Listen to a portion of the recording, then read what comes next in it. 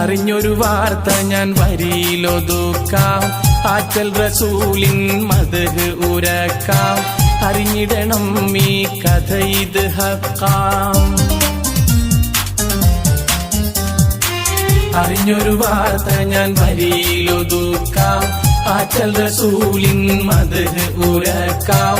അറിഞ്ഞിടണം ഈ കഥ ഇത് ഹക്കാം. ഹക്കാണേ കരഞ്ഞത് ഒരു ഈത്ത മരത്തിൻ തടിയാ, അഷ്റഫുൽ ഖൽഖന്ന് ഖുതുബത്ത് ചാരിയതറിയാ.